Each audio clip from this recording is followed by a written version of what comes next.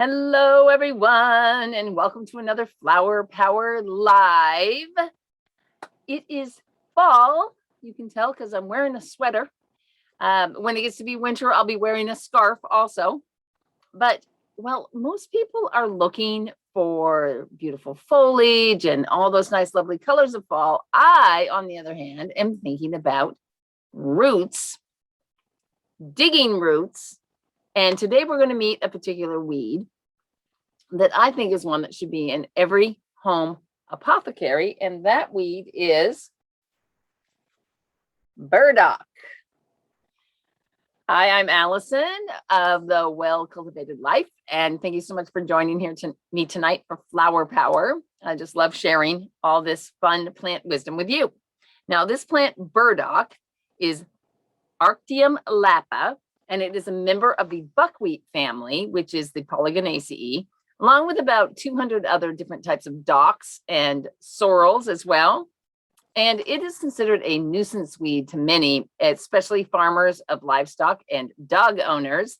And it gets its name and its nasty reputation from this little part of the plant, the seed pods, which are quite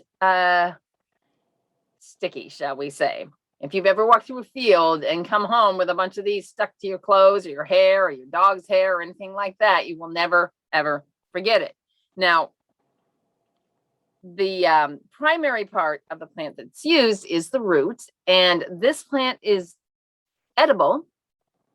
And there's a cultivation version of it that's grown in Japan, and that's called gobo, and you can buy that in any kind of Asian food restaurant, or not restaurant, but grocery. And when a lot of foragers might also be digging this root, and I looked up some recipes for it, and it includes everything from like candied burdock root down to just a stir fry, roasted root, and even, stewed and all that sort of things. Now, while I would probably not choose this for my own table, it definitely is something that you could live off for a while if you were ever, stuck out in the wilderness. So it's a good thing to know. However, I definitely have this in my herbal apothecary. Now, one of the most important things to know about burdock is it has one of the longest tap roots, and let's say tap root, that's not, carrot, like one of these thick, fleshy types of roots, of any of the weeds that you might think about growing. This is a burdock that was growing in an area where we had taken out some trees last year, had these huge, beautiful leaves, and we were preparing the area to put in sort of like some cover crop and stuff. And so I had an excavator over here digging it out. And for that reason, for the first time ever, I actually got an entire burdock root out. Normally you get down about maybe a foot with a shovel. It breaks off and you just are grateful for that, right? So this time I was so psyched to be able to dig that out and show you what the whole root looks like. Now, one of the important things when digging roots, in particular, this root is a biennial. And so that means that in the first year, it's going to just put up some leaves. And then it's going to, the second year, put up this flower stalk here. And this is the seed. It's already gone totally to seed. So when you want to harvest this, you want to make sure that you're harvesting it either in the late fall. I probably wouldn't have harvested it this weekend, except that, I had the person here to dig it up. Or you can also harvest it in the early spring if you get it really early, just as the leaves are starting to come out. So that's partly because when you have the leaves out, many of the nutrients and the different constituents of a medicinal plant in particular, or even a nutritious plant, are being used by the leaves. And then when the fall, when it starts to go dormant for the winter, it will move all of those nutrients back down into the root. So that's a better time to get all of the goodies from the plant. So if you decide to gather burdock, make sure you bring a deep shovel. So I've thought a bunch of times about creating, like a video or a blog post, my top 10 plants that you must have in your home apothecary. And then I thought, well, I really really hard to pick just 10. I might be able to do, I don't know, 25 maybe. But either way, burdock would definitely be in the mix because it is just one of the best types of cleansers. In fact, the yellow dock, its cousin, another one of my favorite plants, is specifically more of a liver cleanser. Now, burdock works on the liver, but it really also helps to moisten the body in a way, like if you have dry skin or you just have glands that are supposed to, oil producing glands that aren't producing, it helps to kind of stimulate those so that you can use it for acne or psoriasis or eczema or any of these other types of skin conditions. And it does that partly because it helps to cleanse the liver and the gallbladder and keep that working well so that it is digesting the oils better. It helps to stimulate bile production, helps to help with your digestion in general. And it has a bitter taste, like any other plant that is bitter generally is helpful for stimulating the digestion. The other thing that it does is when people's oil digestion, fats digestion capabilities are not working as well as they should, a lot of times that will lead to more of a desire for sugars because you can't get the energy out of the oils. So by using burdock to improve the liver function in this way, it helps you to kind of rebalance your blood sugar and have less of a craving for sugars. So it is just a great plant in general for cleansing. And another thing that it does is that it helps to anything, again, that's kind of like hardened, maybe kidney stones or arthritis, where you get this kind of hardened, kind of solidified materials in your body. And it helps sort of lubricate those and get those working a little bit better. Now, the flower essence for burdock is also somewhat cleansing. It helps to cleanse the brain and give you better mental clarity. It also is good for like clearing distractions and thoughts and helping you to really stick to a project and keeping you really grounded in reality. Again, if we look at our doctrine of signatures, this is grounded, right? This is keeping you firmly rooted in the ground. So burdock can be used for that, keeping people centered and focused. It's also really helpful for recovery, especially things that take a lot of time, from any kind of addiction or even recovering from negative relationships, because it brings in sort of a patience and a kindness and an acceptance of being able to take the time to recover from something that you need to recover from in more of a calm and peaceful kind of a way. It's also very good at releasing anger. And when we're recovering from any types of addictions or bad relationships, a lot of times there is a lot of anger that comes along with that, particularly like repressed anger that we might have held inside because we didn't have a voice. So it's very clearing and helps to bring up some of these issues that we weren't dealing with during that time.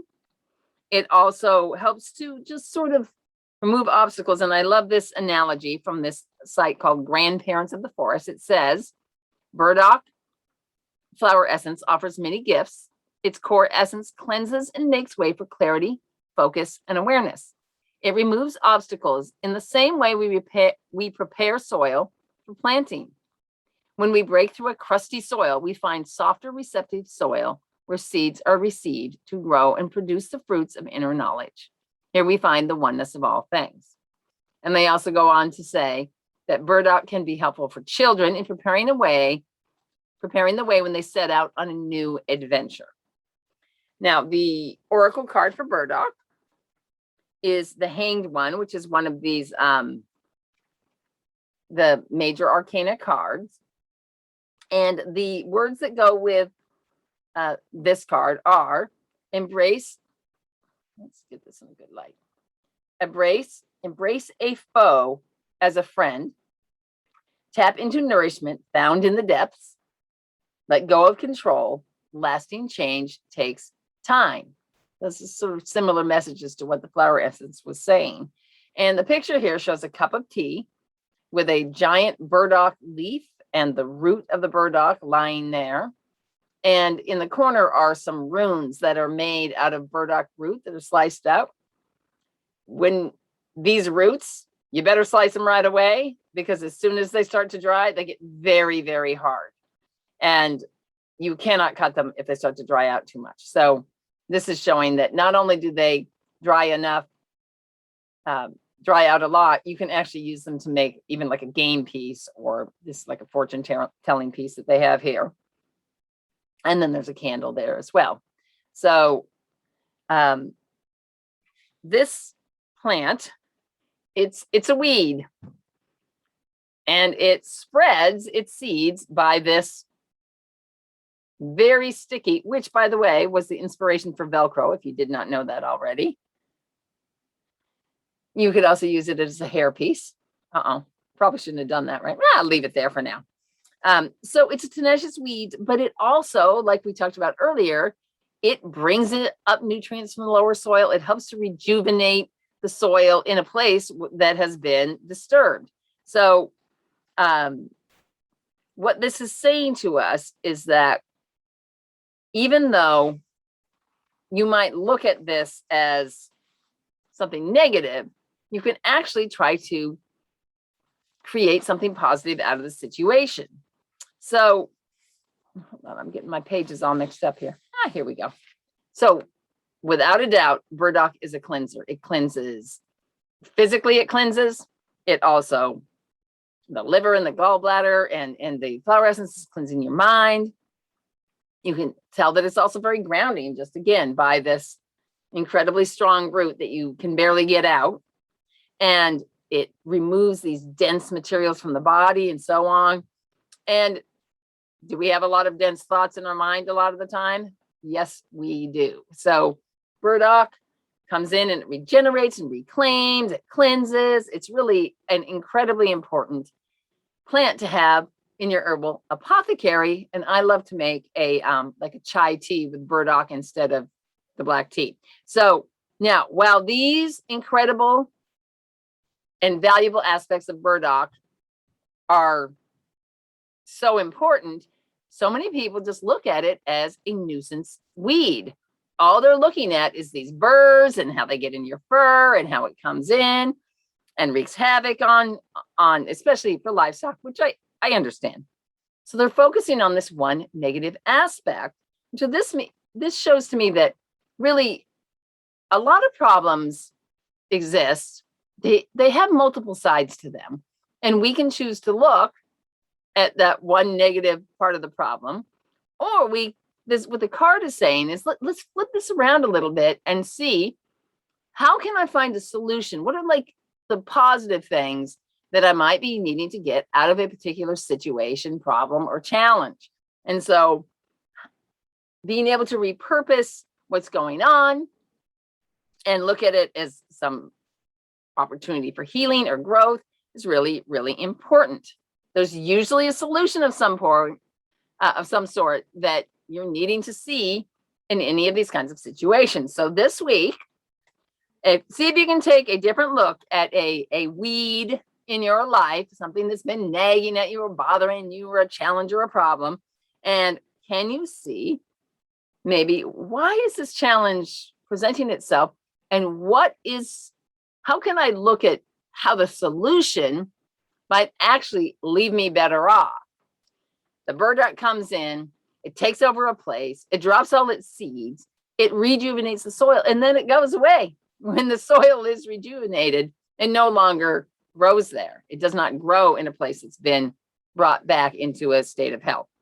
So this week, take a look at some sort of sticky situation and see if you can flip it around and see how the solution is something that will benefit you in the long run. So that is our message from burdock tonight. Thank you so much for joining me. You can follow me on Instagram at Cultivate My Life. And I also just wanted to let you know that I am running another Come Back to Your Senses challenge starting October 18th. I'm very excited about it. It's going to be my second time going through it. So I'm reworking all kinds of stuff, and I got all kinds of fun new things to bring to that virtual retreat. So I hope to see you there. And till then, I will see you next week. Have a great week. Take care, everybody.